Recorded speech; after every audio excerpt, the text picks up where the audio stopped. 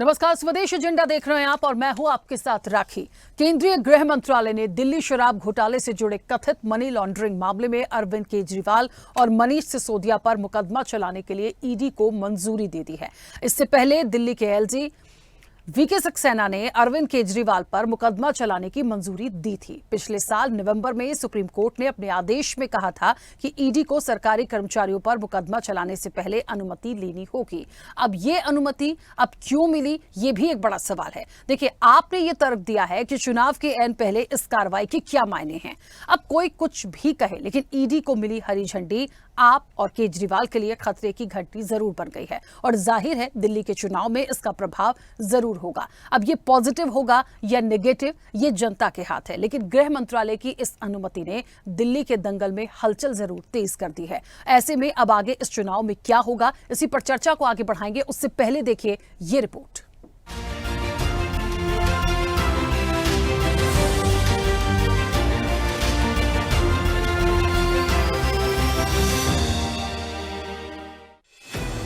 दिल्ली विधानसभा चुनाव में अरविंद केजरीवाल एक बार फिर राजनीति के सबसे मुश्किल मोड़ पर आ खड़े हुए हैं।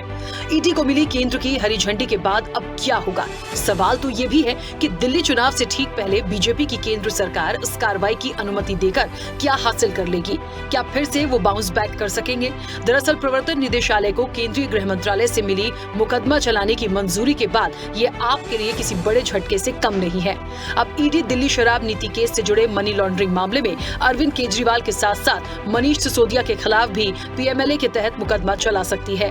मुकदमा चलाने की मंजूरी तो पहले से मिली हुई है, लेकिन खबर ऐसे वक्त आई है जब अरविंद केजरीवाल ने विधानसभा चुनाव के लिए नई दिल्ली विधानसभा सीट से नामांकन दाखिल किया है। यहाँ सवाल तो भाजपा से भी पूछा जा रहा है कि ऐन चुनाव से पहले कार्रवाई की अनुमति देकर वो क्या हासिल कर लेगी। अरविंद केजरीवाल इस नई मुसीबत से कैसे निकलेंगे और जांच एजेंसी को केंद्र सरकार से मिली मंजूरी का दिल्ली विधानसभा चुनाव पर क्या असर पड़ेगा? क्या वे एक बार फिर जनता को ये भरोसा दिलाएंगे कि बीजेपी के नेतृत्व वाली केंद्र सरकार कैसे उनके खिलाफ एजेंसियों का इस्तेमाल कर रही है, या फिर भ्रष्टाचार के आरोपों में घिरे केजरीवाल के सामने रास्ते पूरी तरह से बंद हो गए हैं? ये बड़ा सवाल है। दरअसल 17 नवंबर 2021 को दिल्ली की केजरीवाल सरकार ने एक्साइज पॉलिसी 2021-22 को लागू किया।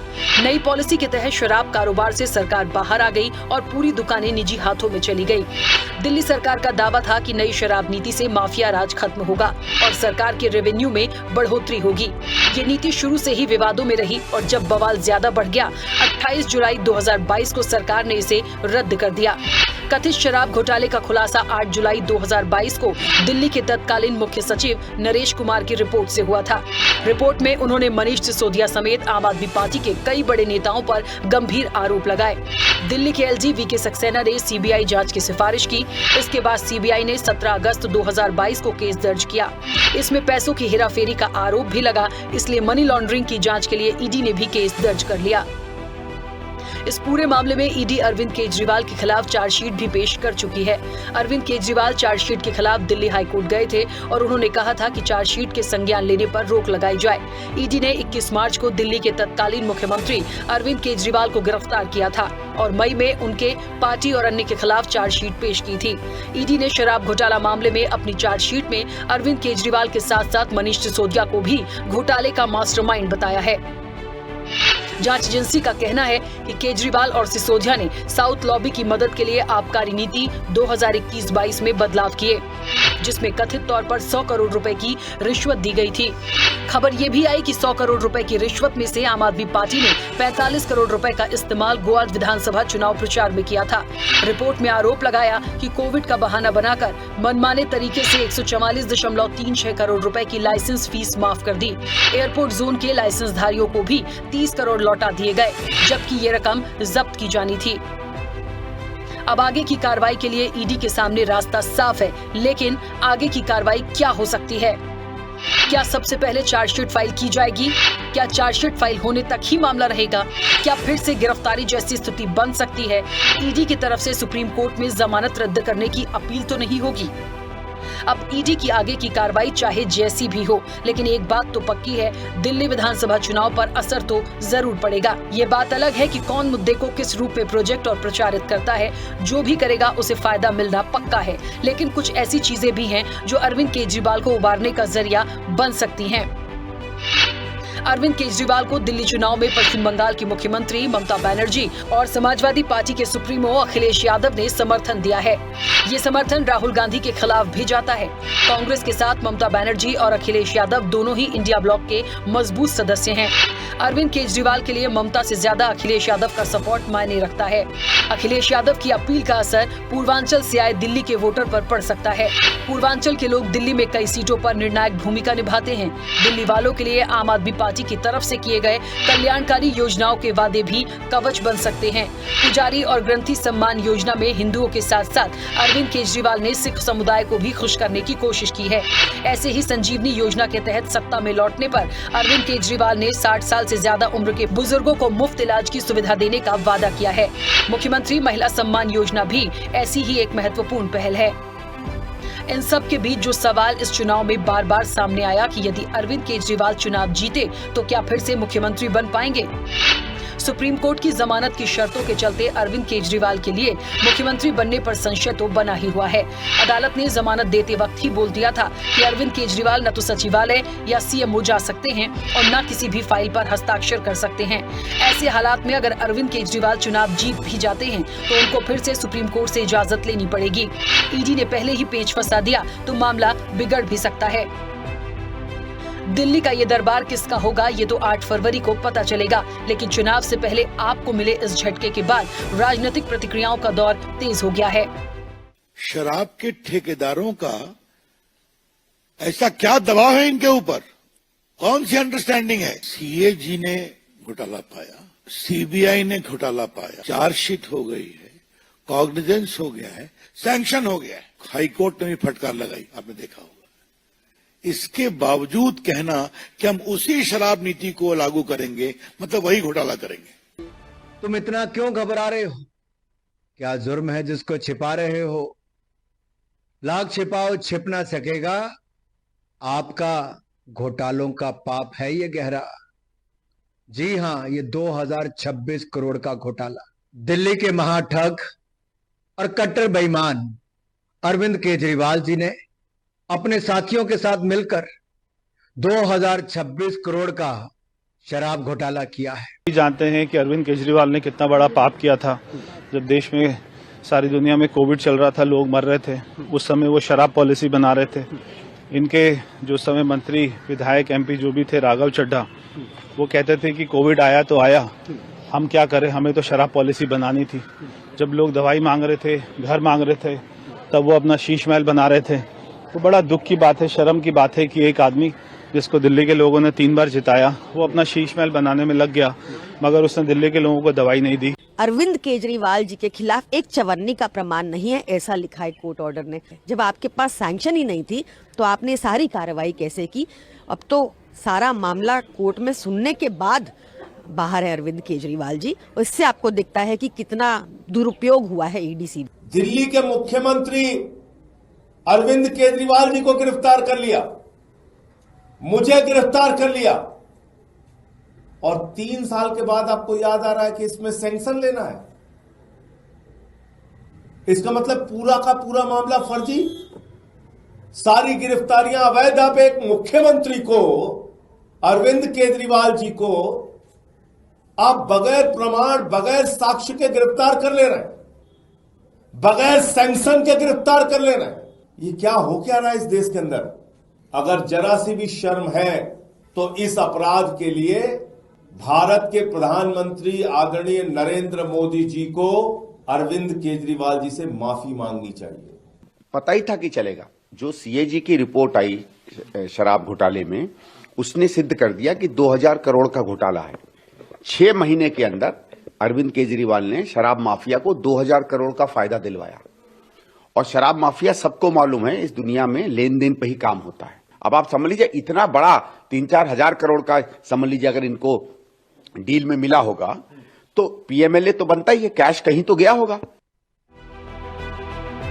पिछले दिनों दिल्ली हाईकोर्ट ने नियंत्रक एवं महालेखा परीक्षक कैग की रिपोर्ट पर विधानसभा में चर्चा में देरी को लेकर आम आदमी पार्टी के नेतृत्व वाली दिल्ली सरकार को फटकार लगाई थी। जस्टिस सचिन दत्ता की सिंगल बेंच ने कहा कि कैग रिपोर्ट सदन के पटल पर नहीं रखना पड़े, इसलिए दिल्ली सरकार ने विधानसभा का विशेष सत्र बुलाने से अपने पैर पीछे खींच लिए। उधर बीजेपी ने कैग रिपोर्ट का हवाला देते हुए दावा किया कि शराब नीति घोटाले से दिल्ली को 2026 करोड़ रुपए का राजस्व घाटा हुआ और आपके कई नेताओं को रिश्वत मिली। कुल मिलाकर आपकी मुश्किलें बढ़ी हैं और केजरीवाल पर ईडी का शिकंजा है। ऐसे में कैसे दिल्ली चुनाव की डगर पार करेंगे केजरीवाल, ये बड़ा सवाल है। चैनल हेड आरपी श्रीवास्तव के साथ एग्जीक्यूटिव एडिटर राखी वर्मा की रिपोर्ट।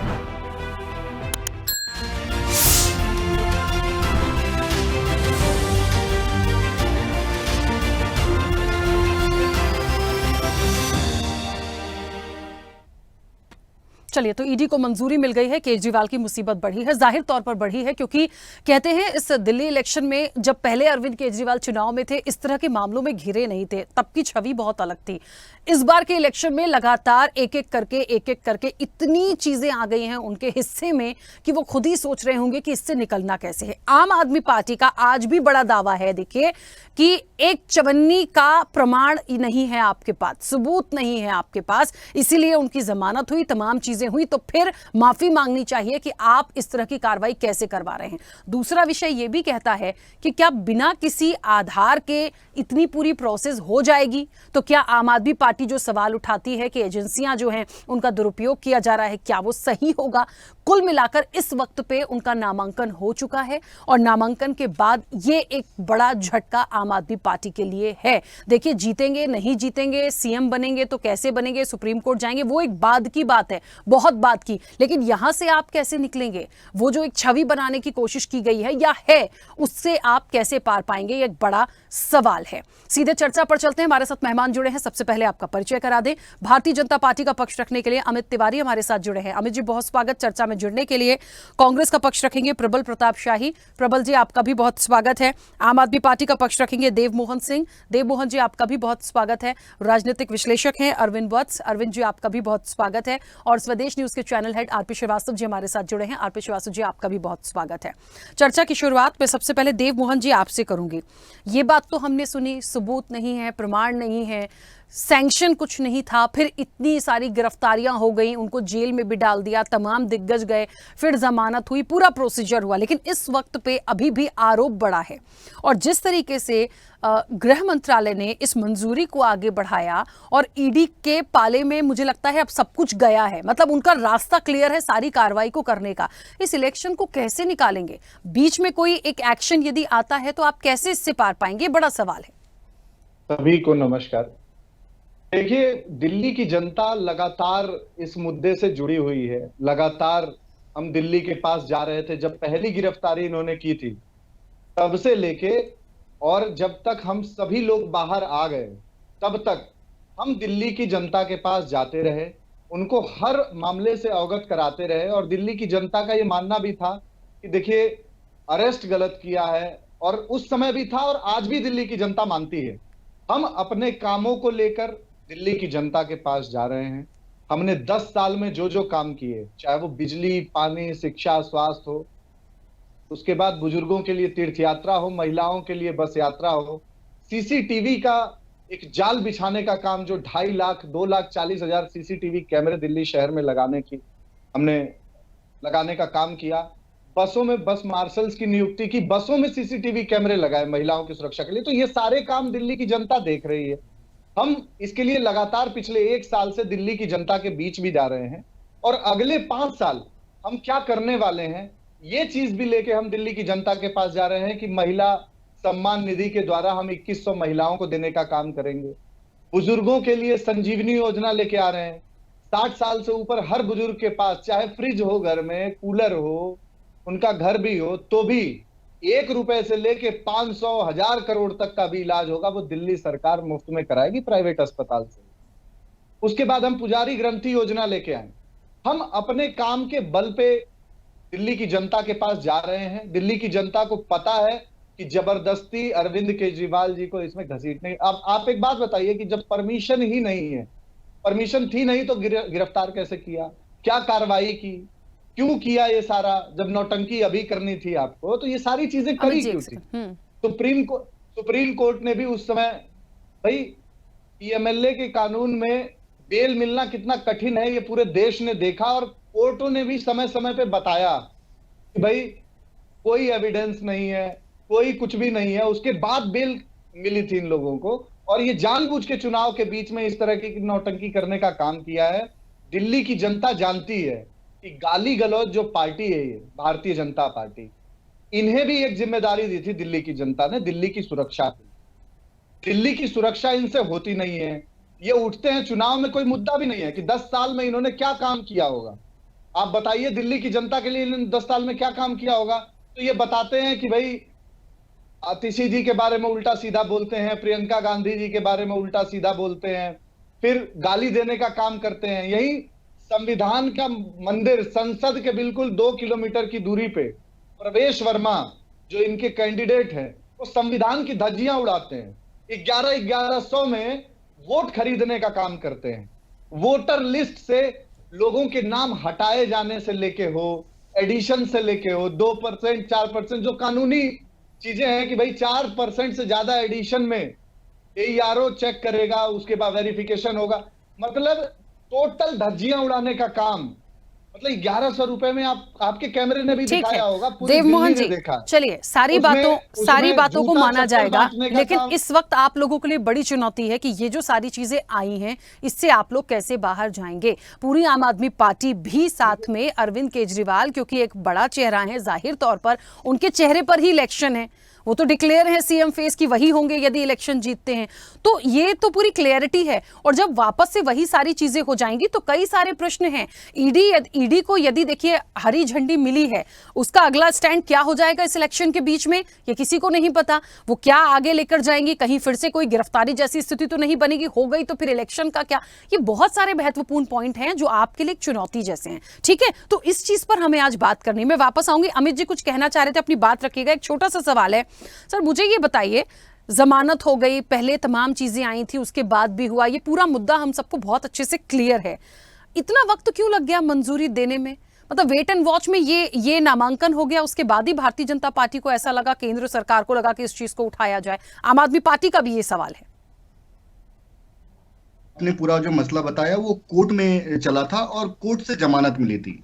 जमानत मिलने का मतलब ये नहीं होता है कि आप आरोप मुक्त हैं, आप पे कोई आरोप नहीं है, ऐसा बिल्कुल भी नहीं है। जमानत मिली थी और फिर गिरफ्तारी हो सकती है, कार्रवाई हो सकती है, ऐसा कहीं भी नहीं लिखा गया कि जमानत मिल गई है तो आप आरोप मुक्त हैं। वो आरोप मुक्त होने के लिए उस पर कोर्ट का फैसला आना चाहिए। तो एक तो पहली बात, जो आम आदमी पार्टी के जितने भी नेता और प्रवक्ता हैं, ये जो सवाल खड़ा कर रहे हैं आज की कार्रवाई पे, वो सबसे पहले तो कोर्ट पे सवाल खड़ा कर रहे हैं कि कोर्ट में ये मामला चला कैसे। तो ये तो पहले ही संवैधानिक संस्थाओं पे हमला करने का ये प्रयास करना शुरू कर दिया है। दूसरी बात, अभी मैं आम आदमी पार्टी के प्रवक्ता को सुन रहा था, इन्होंने बहुत बड़ी बड़ी बातें गिनवाई कि सीसीटीवी लगाया, ये लगाया, वो लगाया। राखी जी अपने कैमराज लेके निकल जाइए दिल्ली में, और सीसीटीवी जितना इन्होंने कहा था कि हम 2.5 लाख सीसीटीवी लगाएंगे, अगर आपको उसका 50% भी दिख जाए तो आप बताइएगा मुझे आकर। यहाँ पर दिल्ली दर्शन के नाम पर हमारे राष्ट्रीय प्रवक्ता शहजाद पूनावाला ने पूरे दिल्ली में चप्पे चप्पे पे इसके लिए दिल्ली दर्शन, हैशटैग दिल्ली दर्शन कीजिए, आपको दिल्ली का कच्चा चिट्ठा जो अरविंद केजरीवाल ने दिल्ली को जिस गर्द में डाल दिया है उसका आपको दिख जाएगा। दूसरी बात, इन्होंने कही बस में मार्शल्स खड़ा करने का, और उन मार्शल्स को सालों तक, 6 महीने से लेकर साल भर तक कई लोगों की उनको सैलरी नहीं दी गई, उसकी लड़ाई हम लड़ रहे हैं दिल्ली में। दूसरी बात, इन्होंने कहा 2100 रुपए हम दे रहे हैं महिलाओं को। भैया पंजाब में आप यही वादा करके आए थे कि खटाखट 1000 रुपए सभी महिलाओं को देंगे, आज तक वहां पर 1 रुपया नहीं पहुंचा। ये बात कर रहे हैं पंडितों की और ग्रंथियों की सम्मान राशि की। भैया पंजाब में तो आपकी सरकार है, आप वहां पे दे दीजिए, वहां तो आप दे रहे हैं, मौलवियों को दे रहे हैं। चलिए आप बताइए कि 5 साल का ग्रंथियों का और पुजारियों का 5 साल का अरियर के साथ आप बताइए कब से देना शुरू करिए, अभी से देना शुरू कीजिए ना। पंजाब में आप क्यों नहीं दे रहे हैं? तो ये देखिए, जो चुनावी आकर ये हिंदू बन जाते हैं, चुनावी आकर ये किस तरीके से ध्रुवीकरण की राजनीति करने लगते हैं, ये बहुत ही दुर्भाग्यपूर्ण है हमारे देश के लिए। जिस हिसाब से आज देखिए अरविंद केजरीवाल चले थे अन्ना से और जाकर बैठ गए लालू जी के गोद में। चले थे वो झाड़ू लेकर और आगे शराब तक, किस तरीके से वो एक लोकपाल की लड़ाई लड़ रहे थे और आकर बैठ गए कहां पर, शराब घोटाले में शीश महल तक पहुंच गए। जो कहा करते थे कि मैं घर नहीं लूंगा, वो अपने लिए शीश महल बनाने लग गए। चलिए, तो पूरा अमित का जी। पूरा ये जो पाखंड है। अमित जी, माना कि चलिए पूरी तरह से दोषी हैं, ठीक है, चलिए मान लिया अरविंद केजरीवाल पूरी तरह से दोषी हैं, तो इतना वक्त क्यों लग गया इसको मंजूरी देने में, आगे बढ़ाने में? ये हरी झंडी तो पहले ही हो जाती, अभी इसी इलेक्शन में आई बीच में। सवाल मुख्य ये है, मेरा भी है, आम आदमी पार्टी का भी है। नहीं राखी जी, देखिए जो टाइमलाइन से वो हम और आप डिसाइड नहीं कर सकते। एजेंसियां स्वतंत्र हैं, कब उनको कौन सी कार्रवाई करनी है ये उसको वो निर्णय लेने के लिए वो स्वतंत्र हैं। कानूनी प्रक्रिया को हम और आप डिक्टेट यहाँ पर नहीं कर सकते, जो अरविंद केजरीवाल या इंडिया अलायंस में ये लोग करना चाहते थे। तो मंजूरी तो गृह मंत्रालय से हुई है ना सर, बंधक बना लिया।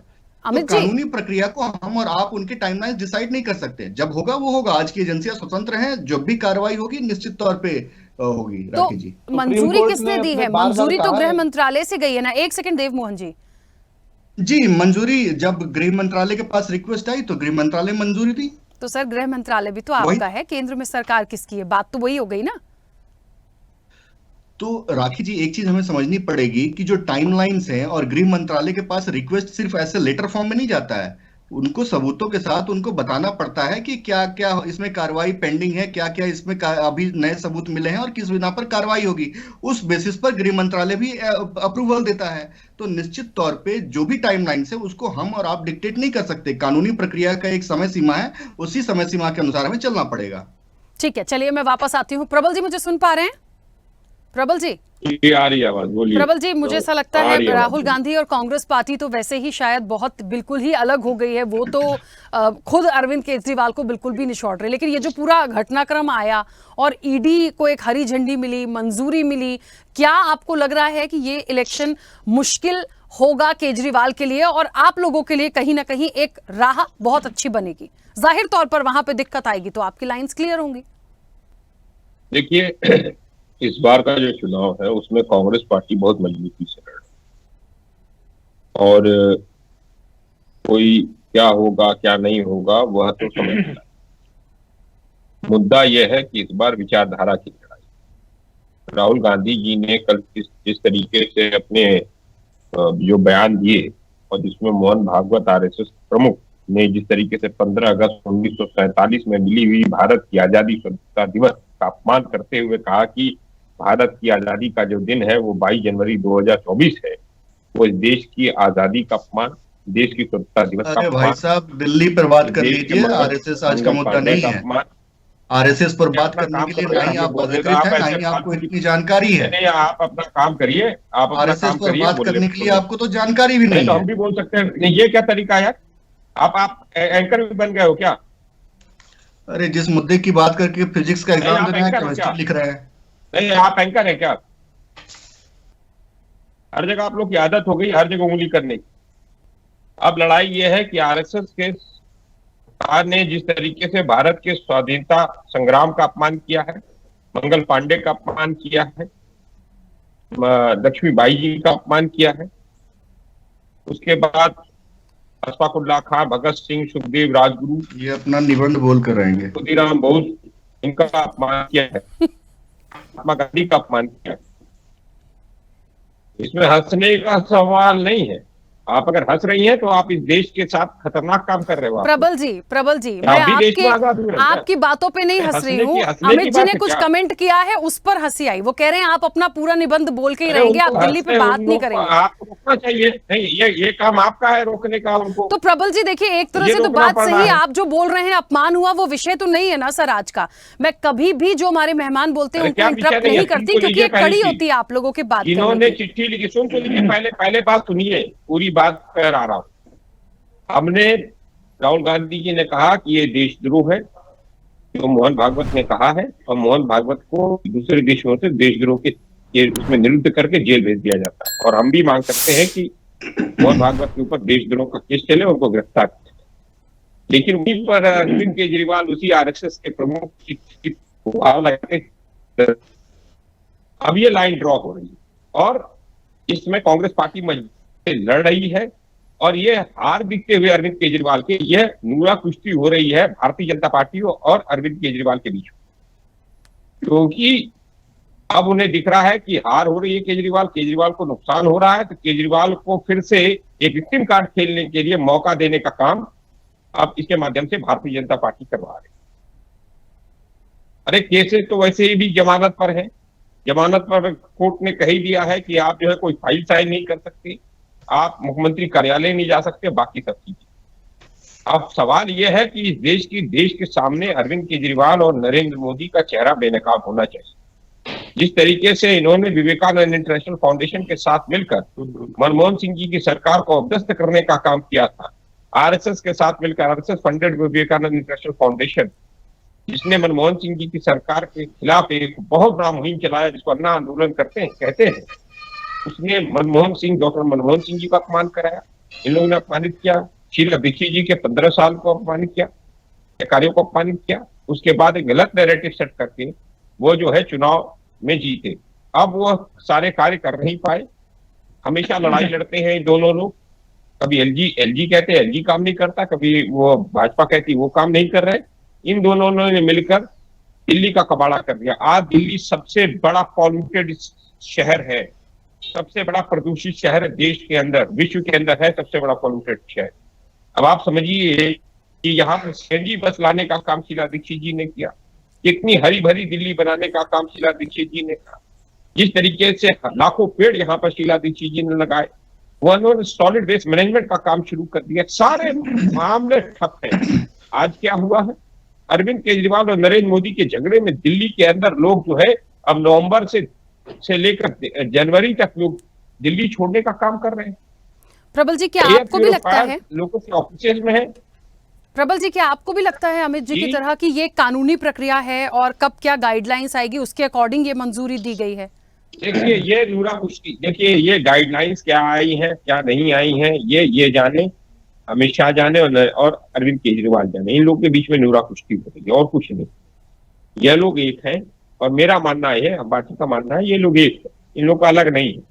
इसीलिए राहुल गांधी जी ने कहा जातिगत जनगणना पे क्या कहते हुआ क्या है, आरक्षण पर आ गया ना, अरविंद केजरीवाल की कलई खुल तो गई। आरक्षण पर, आरक्षण विरोधी इंसान है ये, आरक्षण का विरोध कर, बाबा साहब अम्बेडकर की तस्वीर लगाते हैं और बाबा साहब अम्बेडकर के 22 प्रतिज्ञाएं लेने पर उनके मंत्री राज्यपाल गौतम का इस्तीफा ले लेते हैं जबरदस्ती।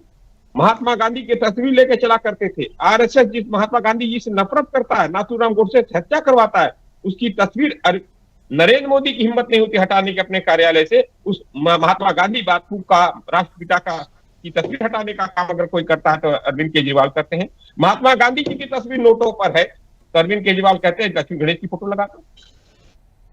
बापू से इतनी नफरत, महात्मा गांधी से इतनी नफरत, तो जाओ अब आरएसएस से वोट ले लेना। और इस देश का दलित और दिल्ली का दलित और पिछड़ा और आदिवासी और अल्पसंख्यक ने ठान लिया है कि जाओ अब उन्हीं ताकतों से लो वोट, तो आरएसएस के देगी वोट। अब ठीक है प्रबल जी, 10 साल बहुत लोगों को छलावा कर दिया है। अरे मैं जा रहा हूं अभी संदीप दीक्षित जी के साथ, मैं तमाम क्लस्टर्स में गया, तमाम जगहों पे, नॉर्थ एवेन्यू, साउथ एवेन्यू में, धोबी घाटों पे गया, हालात खराब है। पहले जो शीला दीक्षित ने काम किए वही सारे काम रुके हुए, लोग रो रहे हैं, लोग याद कर रहे हैं। इस बार अरविंद केजरीवाल की हालत खराब, अरविंद केजरीवाल चुनाव हार जाएंगे, ये मैं बोल दे रहा हूँ। दिल्ली के अंदर पार्टी की सरकार बनने जा रही है। ठीक है प्रबल जी, वापस आऊंगी, बहुत जल्दी से 2 प्रतिक्रिया और आनी, कुछ कह रहे हैं अमित जी, थोड़ा जल्दी से बोलिएगा। हाँ जी राखी जी, नहीं जो प्रबल जी अभी सब कांग्रेस के प्रवक्ता यहाँ बैठे हैं बोल रहे थे, देखिए इन्होंने क्या कहते हैं कि शराब घोटाला हमने उजागर कराया, केस दर्ज हमने उजागर कराया, लेकिन यही लोग 6 महीने पहले करप्ट, अगर जो कहते हैं कि अरविंद केजरीवाल करप्ट है, आतंकवादी है, आज जो कांग्रेस पार्टी कह रही है, यही कांग्रेस पार्टी 6 महीने पहले तक लोकसभा चुनाव में एक साथ चुनाव लड़ रहे थे, दिल्ली में एक साथ वोट मांग रहे थे। तो इसका अर्थ क्या है राखी जी, ये बहुत समझ के लिए आते हैं, वो कभी भी एक साथ नहीं रह सकते। एक कल अरविंद केजरीवाल सबको करप्ट कहते थे, आज कांग्रेस पार्टी अरविंद केजरीवाल को करप्ट कर रही है। दोनों एक दूसरे को गाली गलौज कर रहे हैं और ले देकर इल्जाम हम पे लगाते हैं कि जब एजेंसियां काम करने लगती है तो इल्जाम भाजपा पर लग जाता है। ठीक है, तो ये देखने वाला विषय है। बिल्कुल। अरविंद जी मुझे सुन पा रहे हैं? अरविंद जी, 2 मुख्य सवाल है। पहली बात तो ये, कांग्रेस कह रही है कि बीजेपी और आम आदमी पार्टी ये एक हैं। चलिए, अब वो एक कैसे हैं, ये तो बड़ा विषय हो जाएगा चिंतन मंथन का कि ये एक कैसे हो गए। मैं बहुत दिनों से इस दिल्ली इलेक्शन में देख रही हूँ, बीजेपी कहती है कि कांग्रेस और वो एक हैं, ये कहते हैं वो दोनों एक है, पता नहीं किस रणनीति के तहत एक है, पता नहीं। अभी जो पूरा इस शराब घोटाले के बाद ये तमाम चीजें आई, अरविंद केजरीवाल का नामांकन हो चुका है और उसके बाद ये जो गृह मंत्रालय से मंजूरी गई, ईडी को हरी झंडी मिली, जाहिर तौर पर कार्रवाई होगी, क्यों नहीं होगी, बैठे तो रहेंगे नहीं। तो कहीं ना कहीं क्या ये एक बहुत बड़ा कहते हैं कमी या एक कहते हैं एक वार अरविंद केजरीवाल को मिला है जिसके लिए उनको मुश्किल हो सकती है इस इलेक्शन में। दूसरी चीज जो एक उनकी रिकवरी के लिए एक पॉइंट हमने आज देखा कि अखिलेश यादव ने और ममता बनर्जी ने समर्थन की बात कही है। पूर्वांचल का एक मुद्दा बीच में आया था, देखिए जब बयान हुआ था तो अखिलेश यादव का सपोर्ट महत्वपूर्ण हो सकता है, क्या उसका कोई प्रभाव यहां उनको बचाने में सफल हो पाएगा? ये अटकलें लग रही हैं और काफी देर से लग रही हैं। ऐसा हो सकता है कि इससे उनको फायदा हो जाए, ऐसा हो सकता है कि ना फायदा हो। मैं उस पे नहीं जाऊंगा, मैं स्टार्ट करूंगा जो यहाँ बोला गया।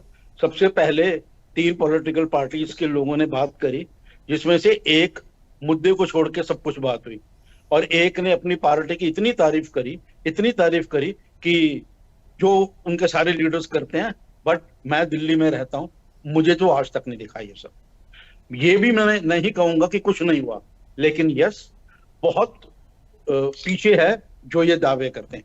और उसके साथ साथ एक जो लीडिंग पॉलिटिकल पार्टी है, उन्होंने भी अपनी बात रखी। बात रखना तीनों के लिए जरूरी था, लेकिन सच्चाई क्या है ये टेलीविजन चैनल, एनालिस्ट और एक्सपर्ट्स ही ढूंढ सकते हैं। कभी भी कोर्ट ने उनको जब जमानत दी थी, ये नहीं कहा था कि आपको बरी करा जा रहा है, यानी कि कहीं ना कहीं कुछ तो सुराग था जिस वजह से उनको चीफ मिनिस्टरशिप भी छोड़नी पड़ी। अब इस पॉइंट को ये रिस्पेक्टिव पॉलिटिकल पार्टीज नहीं रखेंगी, लेकिन सच्चाई तो यही है ना कि ऐसा बोला गया था और कोर्ट ने कहा था कि किसी भी सीनियर ऑफिसर को प्रोसिक्यूट करने से पहले आपको गवर्नमेंट की अप्रूवल लेनी पड़ेगी। अब वो अप्रूवल आज आई है, उसके पीछे टाइमलाइंस क्या थी, पॉलिटिकल रीजन है, नॉन पॉलिटिकल रीजन है, प्रोसेस है, ये शायद हम सारे जितने बैठे हुए हैं अभी एनालाइज नहीं कर सकते जब तक डिटेल्स बाहर नहीं आएंगे। तो बात घूम फिर के यहीं आई है कि उन पे केस चलना है। अब वो इलेक्शन लड़ रहे हैं, इलेक्शन तब तक डिवार नहीं होगा जब तक वो दोषी नहीं करार दिए जाएंगे। तो यानी कि इलेक्शन लड़ने का उनका राइट है, तो वो लड़ रहे हैं। लेकिन मैं साथ में एक बात ये भी कह दूं, विक्टिम कार्ड इस बार नहीं दिखता कि काम करेगा, ऐसा दिल्ली का माहौल दिख रहा है। और उसके अंदर जो एक उनकी सहयोगी पॉलिटिकल पार्टी थी जो अभी तक मात्र 0 लेकर आई है, वो नंबर्स सिंगल डिजिट में गेन करती दिख रही है। अब वो अपने नंबर्स खराब करने के लिए इनको सपोर्ट देंगे, ये वो पॉलिटिकल पार्टी का डिसीजन है, मैं और आप के बोलने से फर्क नहीं पड़ेगा। हाँ, इस बार जो फाइट है, जो रियल फाइट है, बीजेपी वर्सेस आप है। विक्टिम कार्ड खेल के भी जो मुझे नहीं दिखता है कि बेनिफिट मिलने वाला है, बट यस लेट्स सी कि वेयर दे स्टैंड। बट सच्चाई यही है कि टाइम आने की वजह से बोल सकते हैं, लेकिन ये एक्सप्लेनेशन होम मिनिस्ट्री से ही आएगा, ये आप, मैं और इलेक्शन कमीशन कुछ नहीं कर सकते इस पे। बिल्कुल ठीक है। आरपी श्रीवास्तव जी, थोड़ा सा इस चीज को आगे बढ़ाऊंगी। एक बात इस रिपोर्ट में भी आई, सब लोग भी कह रहे हैं, आम आदमी पार्टी भी कह रही है, अरविंद जी ने भी कहा कि किसी भी गवर्नमेंट सीनियर ऑफिसर के लिए एक परमिशन की बात थी। तो आम आदमी पार्टी या संजय सिंह ने आज ये एक बड़ा सवाल उठाया है कि फिर इतनी सारी गिरफ्तारी, इतनी सारी प्रोसेस आपने किस आधार पर कर ली जब आपको परमिशन अब मिली है? अब आप इस प्रोसेस में काम करते, पहले आपने सारा जो कुछ भी करना था आम आदमी पार्टी के साथ जेल में डाल भी दिया, बाहर भी आ गए, जमानत भी हो गई, तमाम चीजें हो गई और परमिशन आपके पास अब है। तो ये एक और बड़ा सवाल खड़ा करता है कि क्या ये जो आरोप लगाते हैं एजेंसियों पर वो जायज हैं, और कुल मिलाकर ये जो पूरा शराब घोटाले में निकलकर अब जो चीजें निकलकर आ रही हैं, इसका कितना प्रभाव आप दिल्ली इलेक्शन में देखते हैं? ये देखिए राखी जी, जहाँ तक केंद्रीय जो है गृह मंत्रालय ने जो अभी इनको परमिशन दी है, उसकी वजह से ये बात होता है कि एक टाइम फैक्टर तो है कि अभी चुनाव शुरू हुआ है और अब ये रिपोर्ट आ रही है। तो हमको लगता है कि कहीं न कहीं जो है भारतीय जनता पार्टी जो ये एक तरह से इस मामले में हो सकता है एज ले सकती हो, लेकिन हमको ये लगता है कि जो है आम आदमी पार्टी या अरविंद केजरीवाल लगातार इस मामले को जरूर जनता के बीच में ले जाने का प्रयास करेंगे कि देखिए इस समय जब हमारी जमानत हो गई और सारी चीज़ें हो गई, तब जा कर के इन लोगों ने फिर से एक नया सिगुफा छोड़ दिया। रही बात एजेंसी का जिस तरह से परमिशन मिली है ईडी को, तो है ये बात तो तय है कि वो एक कानूनी प्रक्रिया है जिसके तहत किसी भी ऑफिशियल्स को अगर आप जो है उस पर जो है पीएमएलए कोर्ट में जाते हैं, कहीं जाते तो गृह मंत्रालय की परमिशन की ज़रूरत रहती है। लेकिन फिलहाल ये बात सही है कि जिस समय, ये समय क्या है, कब आपने जो है इस तरह की परमिशन दी, तो इसको लेकर के आम आदमी पार्टी ज़रूर थोड़ा बहुत प्रयास करती नज़र आएगी कि हाँ हमारे साथ फिर उसी तरह से हुआ जैसे पहले जो विक्टिम कार्ड वो खेल रहे थे पहले कि ये जो है हमें ज़बरदस्ती जो है जेल में डाला गया, हमारे ऊपर कोई आरोप नहीं बनता है, या अभी बोला गया कि चमन्नी भी इसमें कुछ समझ में नहीं आई और कोई तरह का घोटाला नहीं हुआ, सारी चीज़ें हुई हैं। लेकिन सवाल ये उठता है कि ये जो चुनाव है दिल्ली का, कौन कौन आगे एज लेता नज़र आ रहा है। यहाँ तो ये बात तय है कि चुनाव लगभग आम आदमी पार्टी और बीजेपी के बीच में एक तरह से कसमकस है।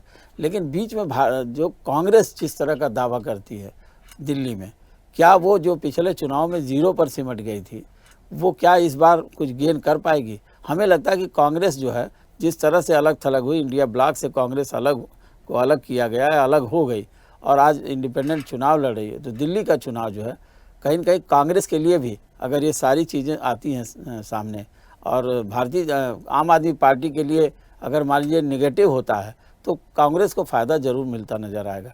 लेकिन फ़िलहाल अभी की स्थिति ये है, जो दिल्ली का चुनाव है वो निश्चित रूप से एक और रोचक मोड़ में आ गया है इस जो है गृह मंत्रालय की रिपोर्ट के बाद, मंजूरी के बाद।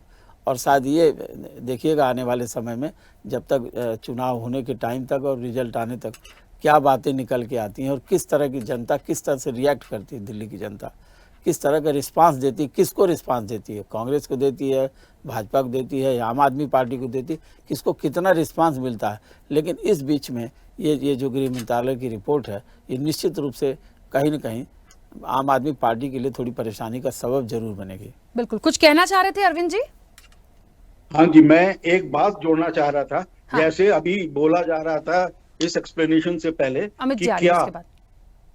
कि क्या पहले परमिशन नहीं थी। हाँ।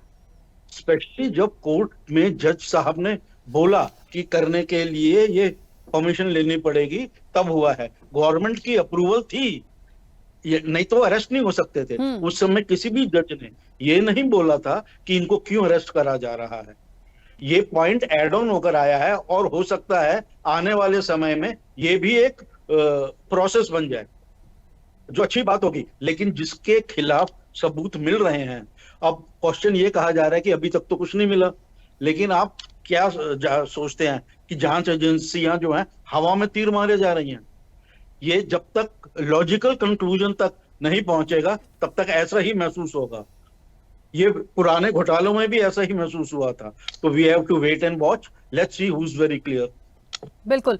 अमित जी एक सेकंड अमित जी आ रही हूँ। देवमोहन जी देखिए, सबसे बड़ा सवाल तो यही है, अब आप लोग कितनी ही बातें कर लीजिए कि परमिशन पहले नहीं, अब नहीं, अभी आई तो कैसे आई, क्यों गई, अब इस सबको साइड में आप लोगों का जो बड़ा आरोप है कि इस समय पे क्यों, मैं इस चीज को थोड़ा सा पॉइंट कर सकती हूँ क्योंकि राजनीतिक दल हैं आप लोग, ये इलेक्शन है, दिल्ली का विधानसभा चुनाव है, जाहिर तौर पर सत्ता के लिए पूरी उठापटक जो चल रही है वो अधिकार भी है आप लोगों का। तो इस समय पे, इस सिचुएशन पे कौन किसको कितना खेल जाएगा, कौन खेला कर जाएगा, किसकी सत्ता बन जाएगी, तो उसके लिए लड़ाई हो सकती है। लेकिन ये भी देखना पड़ेगा कि जैसे बीजेपी से एक जेन्युइन सवाल था कि इसी वक्त पे क्यों सरकार की तरफ से, तो ऐसे आप लोगों को अब इसकी पूर्ति आप करेंगे कैसे?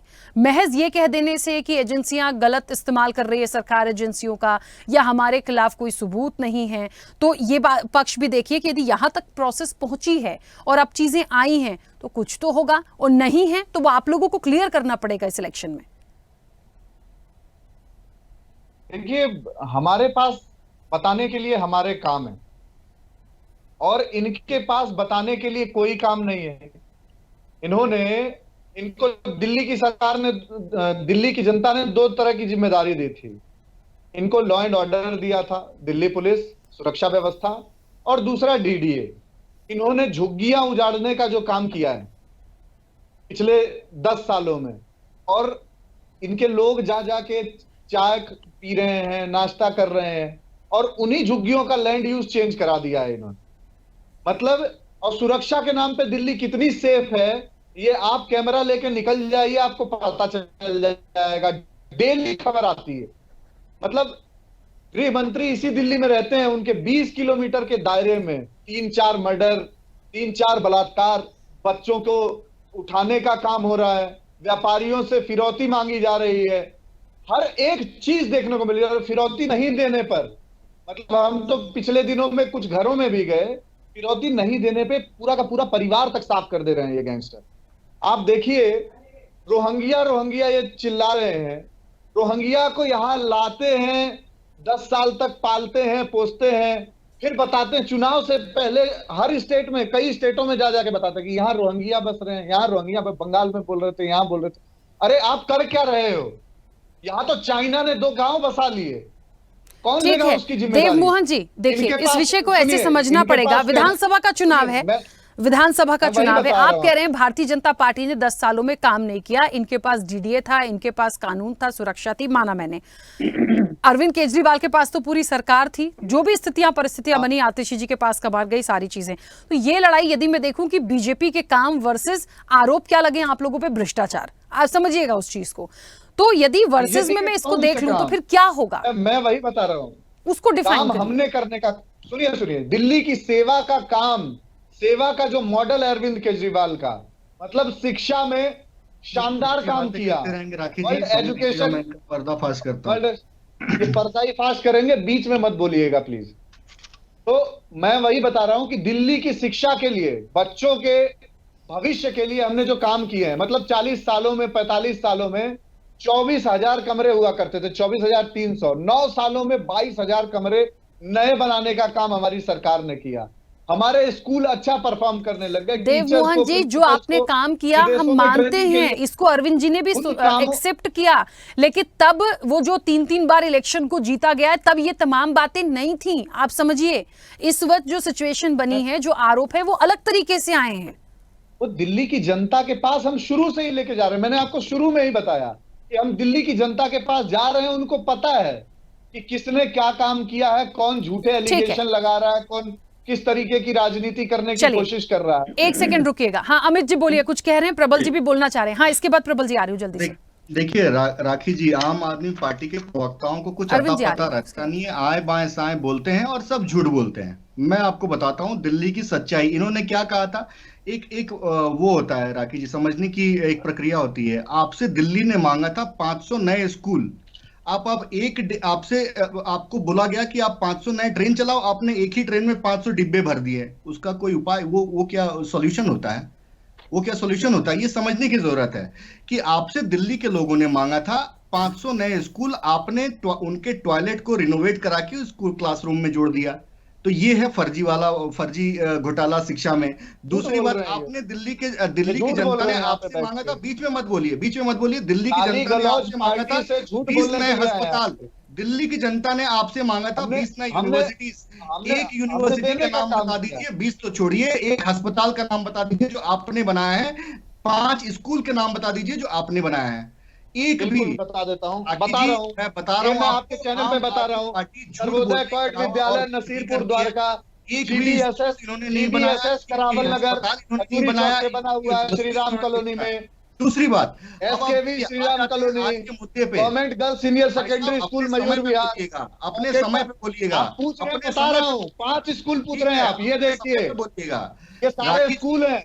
आज आते हैं आज के मुद्दे पर, जो ईडी की कार्रवाई जो हो रही है केजरीवाल। देव मोहन जी, ठीक है, मैंने सुन लिया, आपने स्कूल के नाम बताया, मैंने सुन लिया सर, ठीक है। एक सेकंड, पार्टी के प्रवक्ता झूठ बोले जा रहे हैं यहाँ पर, बताऊंगा नहीं मैं आपको। जब आतंकवादी आपको कांग्रेस बोल रही है, फर्जीवाला आपको कांग्रेस बोल रही है, आप गाली गलौज पार्टी में हमारी मुख्यमंत्री के बारे में गालियां देने का काम कर रहे हैं। बात मैं आपसे बहस नहीं करना चाहता। टीवी पे बैठ के सरेआम गालियां ठीक है देव मोहन जी, एक मिनट क्रांति का भाषण देने आए हैं, ये यूनिवर्सिटीज बता रहा हूँ मैं, गाली भी है। बीच में इंटरप्ट करते हैं राखी जी, बोलने नहीं देते हैं। अपने मुद्दों, अपने समय पे आए बाएं साएं झूठ बोलते रहेंगे और दूसरे के समय का अतिक्रमण करेंगे, ये इनका मुद्दा रहता है। देखिए, जिस हिसाब से गोवा के इलेक्शन में कोर्ट ने ये माना है कि गोवा के इलेक्शन में मनी लॉन्ड्रिंग का पैसा, शराब घोटाले का पैसा यूज हुआ है। कोर्ट ने ये माना है कि अरविंद केजरीवाल जो गोवा जाकर अच्छा देव मोहन जी और अमित जी प्लीज अब एक मिनट रुकिए, प्रबल जी कुछ कह रहे हैं क्योंकि उसके बाद अरविंद जी भी बोलेंगे, प्लीज 1 मिनट रुकिए। मैं इन दोनों लोगों के दिल्ली के प्रति कितनी ज्यादा उदासीनता इन लोगों की है, असंवेदनशीलता, ये 2 चीज में प्रकट करता हूँ उदाहरण के तौर। एक एमसीडी है अरविंद केजरीवाल के पास यानी आम आदमी पार्टी के पास, और डीडीए है भारतीय जनता पार्टी के पास यानी केंद्र सरकार नरेंद्र मोदी के पास। इन दोनों लोगों ने मिलकर तमाम सैकड़ों झुग्गी झोपड़ियां क्लस्टर उखाड़ दी। एक जगह भी अरविंद केजरीवाल की पार्टी के लोग जब झुग्गी झोपड़ी पर कार्रवाई हो रही कहीं नहीं गए, न जहांगीरपुरी गए, न कहीं ओखला गए, न निजामुद्दीन बस्तिया गए। 12 साल पहले बसाई नई दिल्ली के इलाकों में भी झुग्गी आपने बसाई क्यों? पहली बात तो झुग्गी आपने बसाई ना। शांत रहिए, जिस झुग्गी की लड़ाई आज आप कर रहे हैं, झुग्गी बसाई किसने दिल्ली में? शांत रहिए। उस झुग्गियों में इस देश के मेहनत कश लोग रहते हैं, मेहनत कश लोग रहते हैं। दूसरी बात, उनके जब कोरोना काल आया था 2021 में, कौन रहता है? इस दिल्ली को शमशान और कब्रिस्तान बनाने का सर अब आप लोग झुग्गीवासी और शीश महल और उस पर आ गए, प्लीज मतलब क्या है? ठीक है, बात रखने का मौका दिया, इसका मतलब ये नहीं है ना कि विषयांतर हो जाएंगे। राखी जी सुन लीजिए जरा, अपने सारे लोगों को म्यूट कर दीजिए, मेरी बात सुन लीजिए और शायद आपको भी जानकारी हो जाएगी। नहीं होगा तो अरविंद वस्त साहब अगर जो दिल्ली में बैठे उनको जानकारी। 2021 में जब कोरोना काल आया तो यही अरविंद केजरीवाल और नरेंद्र मोदी ऑक्सीजन की सप्लाई नहीं कर पाए दिल्ली के अंदर। लाखों लोग मर गए, पूरी दिल्ली को, पूरी दिल्ली को शमशान और कब्रिस्तान बनाने का काम किया, हाथ खड़ा कर लिया इन दोनों लोगों ने। उस समय Congress party, Indian national Congress oxygen supply कर रहे थे, राहुल गांधी जी, इन लोगों ने ऑक्सीजन की सप्लाई करवाई, वहां पर राशन दिलवाया। यही अरविंद केजरीवाल ने बसेस में बैठा कर पूर्वांचल और बिहार के लोगों को आनंद विहार बस स्टेशन पर हजारों की संख्या में खड़ा कर दिया। उस समय कांग्रेस पार्टी ने वहां पर उनको राशन देने का काम, बसेस देने का काम श्रीमती प्रियंका गांधी जी ने, कांग्रेस पार्टी ने वहां सैकड़ों 800 से ऊपर बसें लगाई। और सुनिए, उस समय किसान आंदोलन था, किसान आंदोलन ने वहां पर, किसान आंदोलन ने और कांग्रेस पार्टी ने खाना खिलाने का काम एक समय एक तरफ लंगर लगा के किसान आंदोलन गाजीपुर बॉर्डर का, और कांग्रेस पार्टी ने राशन देने का काम किया। उस समय तो ये लोग नहीं। आज लाखों बच्चे दिल्ली के अंदर अनाथ हो गए, उसके जिम्मेदार कौन है? अरे अपना काम करो यार। ठीक है, 1 मिनट चलिए। अब मैं बहुत देर से सुन रही हूँ सर आप लोगों को, मैं बहुत देर से इसलिए नहीं बोल रही थी क्योंकि आप लोगों ने समय मांगा था, तो आप लोगों का अधिकार है अपने समय जब मैं दूं बोलने का। लेकिन अभी मैं वापस से आ रही हूँ इस पूरी कार्रवाई पे। अरविंद जी कुछ कह रहे हैं? हाँ बोलिए। रागी जी एक बात जो मैं बोलना चाहूंगा, ये जो पॉलिटिकल क्लेम हैं ये मुझे तो सच नहीं लगा। तो सबसे इम्पोर्टेंट बात मैं कहना चाहता हूँ, वो बात अरविंद केजरीवाल की आप सरकार आई 65 और 65 सीटें लेके, लेकिन 2 लोकसभा चुनावों में क्लीन स्वीप बीजेपी ने करा, तो वोट बैंक कैसे शिफ्ट दिल्ली में हो रहा है ये भी नजर आता है। तो आप ये देखिए बीजेपी कभी भी 30-31 से कम नीचे नहीं गई है। अरविंद जी यहाँ पे पता है सबसे बड़ी समस्या क्या है इस इलेक्शन की? अरविंद जी इस इलेक्शन की सबसे बड़ी समस्या है, दिल्ली इलेक्शन की बहुत सारी डिबेट्स को, बहुत सारी चीजों को मैं रोज देखती हूँ, एक तो मुद्दे तो पूरी तरह से गायब हैं। मैं साफ बोल रही हूँ, मुद्दे बस 1 दिन 2 दिन कभी सुनने में आया कि हम महिला सम्मान ला रहे हैं, हम ये ला रहे हैं, हम वो ला रहे हैं, 1-2 बार ही आया कि हम अपना घोषणा पत्र, संकल्प पत्र ला दें, उसके बाद सब सुपड़ा ही साफ है। पता नहीं कभी महिलाओं पर चले जाएंगे, कभी बयानबाजी पर चले जाएंगे, कभी पूर्वांचल का कोई बयान आ जाएगा, कभी कुछ आ जाएगा। आज ये, क्योंकि ये एक विषय इसलिए इंपॉर्टेंट था क्योंकि अरविंद केजरीवाल इलेक्शन में हैं, वो चुनाव लड़ रहे हैं, उनका क्या होगा आगे, वो सीएम फेस है आम आदमी पार्टी का, ये सबको पता है। इसलिए ये महत्वपूर्ण चर्चा थी कि आगे क्या हो सकता है आम आदमी पार्टी के लिए, क्योंकि यदि आम आदमी पार्टी गई, कांग्रेस भी पूरी मजबूती के साथ उनको फायदा मिल सकता है, और यदि कांग्रेस को नहीं आके, जो 2 बार से कहीं नहीं थी दिल्ली में, तो फिर सीधी सी बात है भारतीय जनता पार्टी पूरा फायदा लेकर जाएगी। यही तो इसके समीकरण कहते हैं, पर ये लोग सिर्फ अपनी अपनी बात कर रहे हैं। ये तीनों पार्टीज कोशिश तो पूरी करेंगी, लेकिन बाजी कौन मारेगा वो 8 तारीख को ही पता चलेगा। और ये दिन है संक्रांति की खिचड़ी खाने के, और लगता है राजनीतिक पार्टियां खिचड़ी ही पका रही हैं। अब उसमें से कौन अपना हिस्सा अच्छा ले जाएगा ये 8 तारीख को नजर आएगा। चलिए, हाँ अमित जी एक सेकंड, आरपी श्रीवास्तव जी की छोटी सी प्रतिक्रिया आ जाए, फिर मैं जो भी समय मांग रहे हैं वापस दूंगी।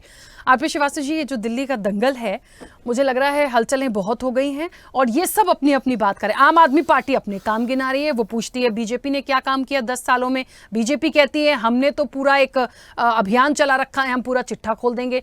कांग्रेस का अलग राग है, वो कह रही है जितना काम हम लोगों ने किया, ये दोनों कहीं ना कहीं छल कर रहे हैं। तो देखिए ये कोई नई बात नहीं है, ये करते रहेंगे। लेकिन मुख्य सवाल इस वक्त पे आम आदमी पार्टी को किस चीज की जरूरत पड़ेगी, मैं आपसे इसलिए पूछ रही हूं क्योंकि ये बड़ा सवाल बनकर उभरा है कि यदि अरविंद केजरीवाल के लिए आगे क्या हो सकता है कल तक ईडी का कोई एक एक्शन हो जाए, हो सकता है वापस बात गिरफ्तारी तक पहुंच जाए।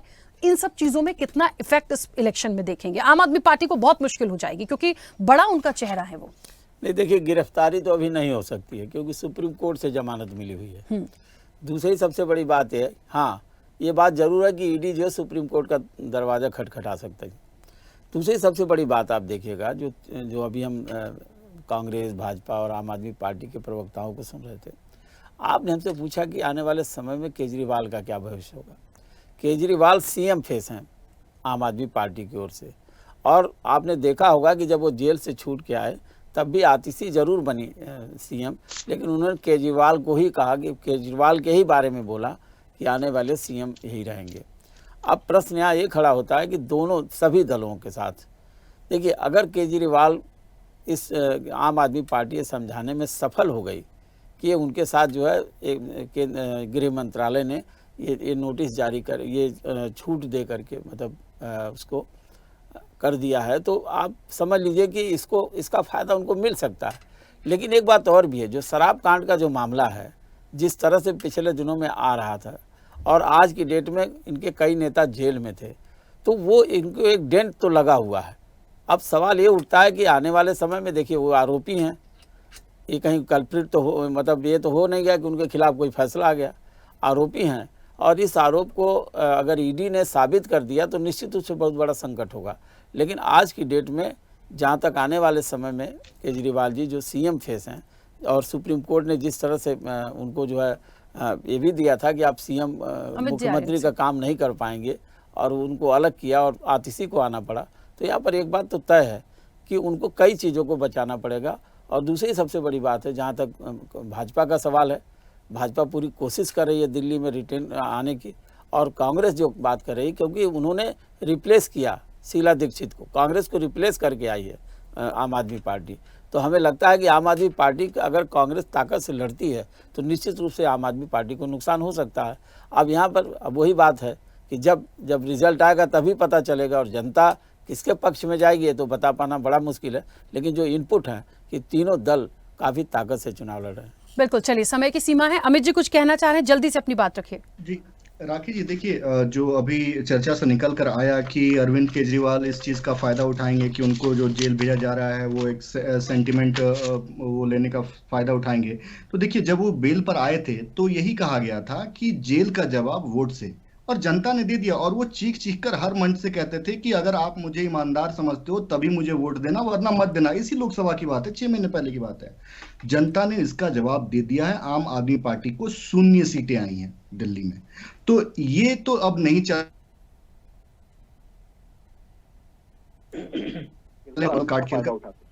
लेकिन मुझे ऐसा लगता है लोकसभा और विधानसभा में बहुत डिफरेंस होता है सर। मुद्दे अमूमन आजकल कॉमन होने लगे हैं, लेकिन लोकसभा और विधानसभा जो है उसके इलेक्शन को यदि आप जनता के नजरिए से देखेंगे तो वो बहुत अलग अलग तरीके से नापती है, ये मानना पड़ेगा। राखी जी, मैं आपकी बात से सहमत हूँ, लेकिन क्या कहकर हम इलेक्शंस में जाते हैं वो बहुत महत्वपूर्ण है। कहा गया कि अगर आप मुझे ईमानदार समझते हो तो ही वोट देना। जेल का जवाब वोट से आम आदमी पार्टी ने कैंपेन निकाला था और 0 सीटें आई। दूसरी बात, मैं लास्ट खत्म कर रहा हूँ। आप देखिए, आज दिल्ली की जनता ढूंढ रही है 500 नए स्कूल, वो कहाँ है? आम आदमी पार्टी ने वादा किया था, नहीं बनाया।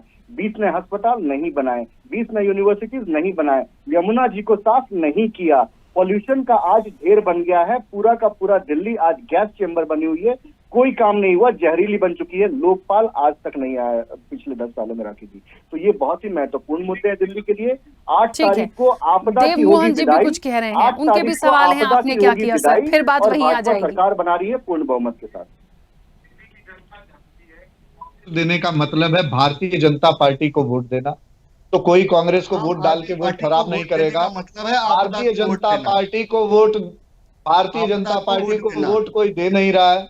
आम आदमी पार्टी 5 तारीख को फिर झाड़ू का बटन दिल्ली की जनता दबाने वाली है। 8 तारीख को अरविंद केजरीवाल नई महिलाओं की जो सम्मान निधि है उसको देने हम का सर काम 5 तारीख को भी मिलेंगे और हम 8 तारीख को भी मिलेंगे, मिलना ही होगा। दिल्ली का ये बड़ा चुनाव है, तब सब कुछ साफ हो जाएगा। को गाली देने वाले पूर्वांचलियों को, चलिए आपस में झगड़ा मत करिए, इंतजार कर लीजिए, अपने प्रचार पर ध्यान दीजिए, अपने मुद्दों पर ध्यान दीजिए। समय हो गया है, इस चर्चा को रोकना पड़ेगा। आप सभी का बहुत शुक्रिया इस चर्चा में जुड़ने के लिए। देखिए सबकी अपने अपने दावे हैं, अपनी अपनी बात है। दिल्ली की जनता किसके तरफ होगी ये तो हमें वाकई में रिजल्ट में पता चलेगा, लेकिन अरविंद केजरीवाल की मुश्किल तो देखिए बढ़ी है। आप ये नहीं कह सकते कि बिल्कुल फ्री हैं, थोड़ा सा तनाव भी बढ़ गया होगा कि आखिर इससे पार कैसे पाना है। ईडी यदि सुप्रीम कोर्ट गई इस बीच में तो मुश्किल हो सकती है उनके लिए, फिर क्या करेंगे। इलेक्शन सर पे है, पहले भी जब लोकसभा की तमाम चीजें हो रही थी उस वक्त पे भी देखिए जेल में गए, तमाम चीजें हुई, तो कहीं ना कहीं आम आदमी पार्टी को मुश्किल हो सकती है, अरविंद केजरीवाल को भी, क्योंकि वो दिल्ली में इस वक्त आपका एक सीएम फेस है और इनको दिक्कत होगी तो फायदा सीधे सीधे कांग्रेस निश्चित तौर पर ताकत के साथ मैदान में उनको होगा। और यदि जनता उन्हें नकारती है तो बीजेपी बिल्कुल क्लियर लाइन के साथ दिल्ली में है। क्या होगा ये देखना वाकई दिलचस्प होगा। फिलहाल चर्चा में इतना ही, बने रहिए स्वदेश न्यूज के साथ, सबसे पहले देश। ऐसे ही वीडियोस के लिए लाइक करें, शेयर करें, फॉलो करें, YouTube पर जाकर सब्सक्राइब कर बेल आइकन दबाना ना भूलें और ताजा अपडेट्स के लिए स्वदेशलाइव.com पर जरूर जाएं।